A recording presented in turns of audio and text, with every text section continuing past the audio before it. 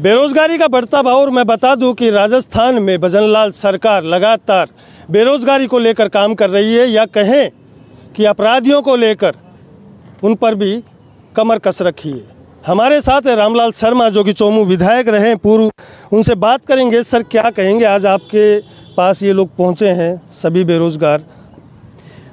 एक योजना है दीनदयाल अंत्योदय योजना, उसके अंदर राष्ट्रीय आजीविका मिशन के तहत ये काम कर रहे हैं। ये चाहते हैं कि हम सिस्टम के अंदर हमारे को प्रदेश सरकारें स्थायी करें या सिस्टम के अंदर हमारे को सम्मिलित करें। एक ज्ञापन इनके संघ की तरफ से मुझे मिला है, निश्चित रूप से डायरेक्टर को और मंत्री जी को और सरकार को मैं अवगत कराऊंगा। दूसरी तरफ CHA, जिन्होंने कोविड के दौरान अपने जीवन संकट में डाल के और इन्होंने सेवा की थी। तत्कालीन समय मुझे याद है कि जब कांग्रेस सरकार ने इनको बाहर का रास्ता दिखा दिया था, उस समय भी इनका एक बड़ा आंदोलन होता।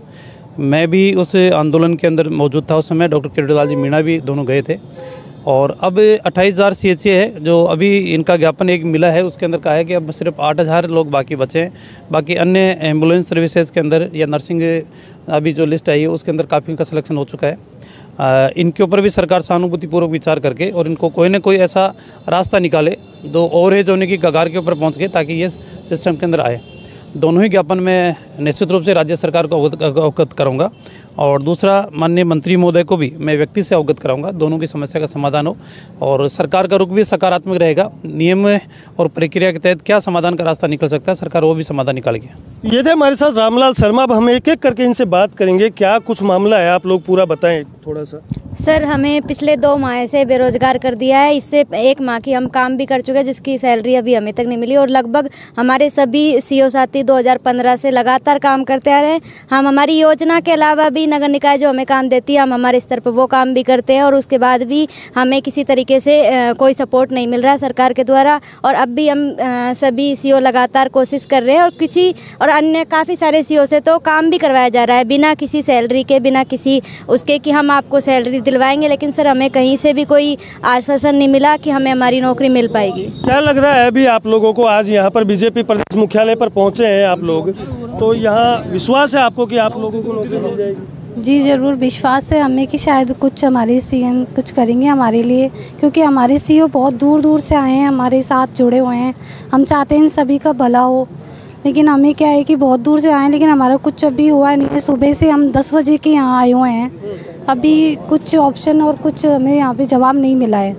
हम सोच रहे हैं कि शायद कुछ हो जाए हम लोगों का, और सबको यहाँ जितने दूर से आए हैं उन सभी को कुछ। बढ़ती बेरोजगारी को देखते हुए मैं बता दूं कि कहीं न कहीं बेरोजगार परेशान है। बेरोजगार युवा आए दिन जिस तरीके से आत्महत्याएं कर रहे हैं, सुसाइड कर रहे हैं, ये बहुत बड़ी चिंता की बात है। मगर सोचना किसको है? सरकार को।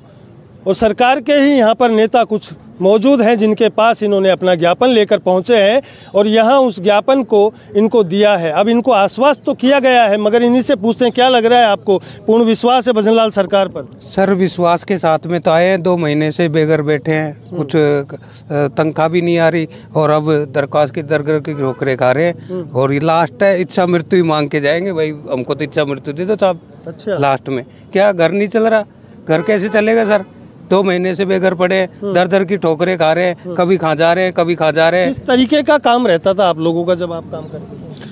हमारे क्या है सर, प्रधानमंत्री जी की योजनाएं है ना, प्रधानमंत्री जी को फ्लेक्सी योजनाएं हैं, उनको हमारे को चलाना होता है। मतलब गरीब लोग तक पहुंचाना। स्ट्रीट वेंडर हैं, आजीविका मिशन जैसे कि 2 लाख का किसी को ऋण चाहिए, ऋण हेतु आते हैं हमारे पास एप्लीकेंट, जो भी ULB एरिया के होते हैं, उनको हम लोन प्रोवाइड करवाते हैं। अच्छा जी सर।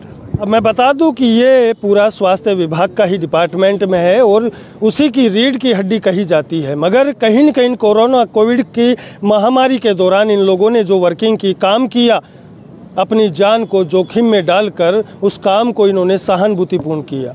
और अब जब इनका समय, या कहें कि इनके काम से वो खुश होने के बाद इनका काम पूर्ण हो गया या उनको ज़रूरत नहीं रही, तो इनको नौकरी से निकाल दिया। अब ये लोग सब बेरोजगार होकर घूम रहे हैं और उसी बेरोजगारी से आज भारतीय जनता पार्टी यानी कि प्रदेश मुख्यालय पर पहुंचे हैं, एक आस लिए कि कहीं न कहीं हमारा नौकरी मिल जाए। कुछ छोटे छोटे युवा बेरोजगार हैं, बता दूं कि अपनी अपनी समस्याओं को लेकर यहाँ पर पहुँचे, मगर इनको कहीं न कहीं विश्वास है कि हमारी नौकरी भजनलाल सरकार ज़रूर देगी। और इसी विश्वास के साथ ये दुनिया टिकी हुई है।